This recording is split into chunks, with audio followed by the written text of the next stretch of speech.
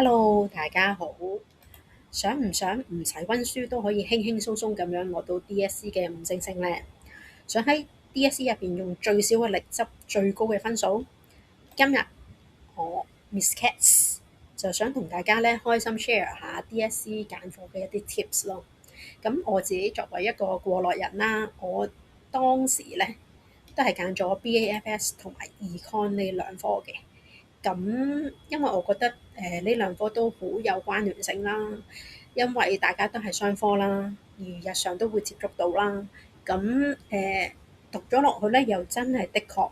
我譬如喺 BAFS 學到一啲範疇，我喺 Econ 又真係會令我明白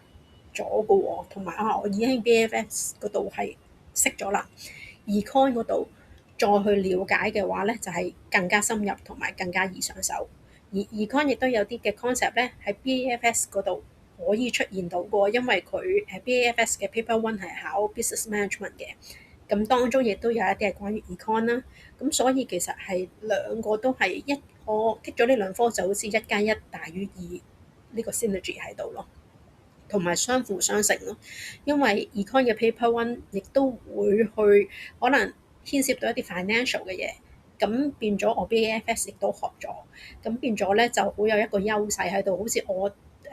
讀咗一科就已經都連帶埋都識埋另一科咯，咁就變咗係一個好強嘅一個bonding喺度啦。好，至於我當年咧點解揀 BAFS 同埋 Econ 咧，其實最重點咧就係喺而家呢一版 show 嘅一啲原因啦。最緊要咧就係唔使死背，因為我個人係完全唔可以背嘢嘅，少少我都唔背得嘅。咁我係一定要了解咗嗰樣嘢，我明咗啦，我就完全唔需要温啦。其實點解我會推薦呢兩科咧？因為真係只要你明咗個 concept 咧，其實唔需要温好多嘢，因為佢考試嘅範圍唔多啦，亦都唔使狂抄寫嘅。而佢考試咧，亦都係一啲題目咧係有技巧去拎分嘅，即係秒殺到嘅啲 MC，甚至乎啲 long question short question 咧都係好容易可以，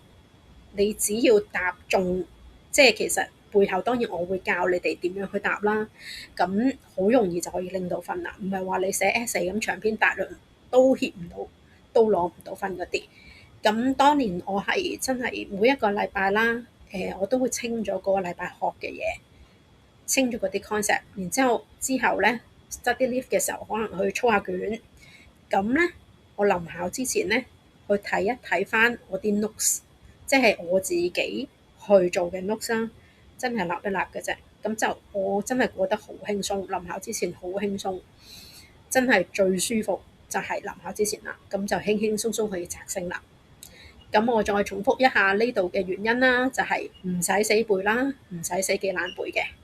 唔使寫到手都跛埋，都中唔到 point。考試範圍唔多啦，有技巧，好容易拎分嘅。而再加上咧，佢係無論 BA 定係 Econ 咧，都係好貼近生活嘅應用，因為都係講我哋日常生活所遇到嘅嘢，譬如油價飆升啦、利率啦，嗰啲全部都可以喺 Econ 嗰度應用翻出嚟。而呢啲我哋平時咧，只要去留意一下時事，睇下新聞，都好容易可以 catch up 到，亦都掌握到嘅。好，另外就係好多嘅實踐啦，因為你一定會有啲題目去操嘅。咁無論 BA 定係 Econ 咧，只要操到，你操得多，一定答得到。加上佢哋係理論同埋實踐咧係並重嘅，咁就好容易上手啦。就唔係話一啲 theory 你死記爛記，同自己日常生活完全冇關係，好難記，好難 apply 到，唔會有咁嘅情況啦。而 BAFS 同 Econ 咧，亦都有個好處就係佢哋都係有題目係可以俾你揀嘅。咁學生你就可以因應你自己嘅優勢、你嘅強項同埋你邊一範會好啲嘅，就係去揀嗰一個方面去答嗰一條題目啦，咁就變咗你有信心去攞分啦。好，咁我哋而家再講下 BAFS 嘅優勢仲有啲乜嘢啦。首先第一點就係嗰個商業概念好容易明白啦，因為日常生活都一定會 come across 到、接觸到或者聽到嘅。而財務啊、會計啊呢啲就係嗰個應用層面好廣啦，因為無論你係為你學生會嗰盤數去搞啦，屋企甚至乎你第時開公司都可以用到嘅。而至於去培養你個思考能力咧，更加會係可以一個好好嘅渠道啦。因為咧平時就係靠操數啊嘛，因為就係你理解嗰條題目，然之後去 apply 嘅，咁就好 train 到大家點樣去理解題目，然之後去答翻出嚟，唔需要長篇大論，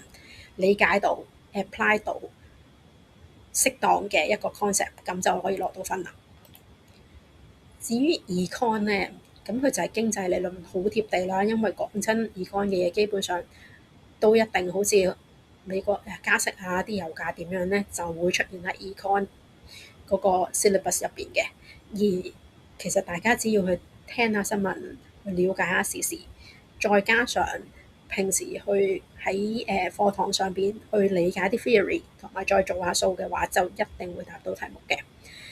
而你了解咗經濟個運作咧，其實就係一個 flow 嚟嘅。其實佢有 micro 啦 macro，其實基本上咧了解晒 micro 成個 flow 就會 apply 到落去 macro 噶啦。咁而選擇性嘅題目亦都係彈性大啦，因為大家可以因應住大家對於唔同題目嘅嗰個理解啊，同埋嗰個認知而去選擇，咁就會相得益彰啦。好啦，今日咧我所講嘅就差唔多啦。咁如果大家而家已經讀緊 BAFS 或者 Econ， 亦都或者你哋有啲師弟妹或者有細佬妹第時會去 take Econ BAFS， 或者你自己都想 take 嘅話，咁如果你哋想知道 BAFS 嘅 Econ 嘅 topics 有啲乜嘢竅門可以去解決佢，同埋想神預測啲題目咧，大家記住 like、subscribe 同埋 comment 話俾我聽，你哋想知道啲乜嘢，同埋下一條片你哋想我去 address 啲乜嘢 topic。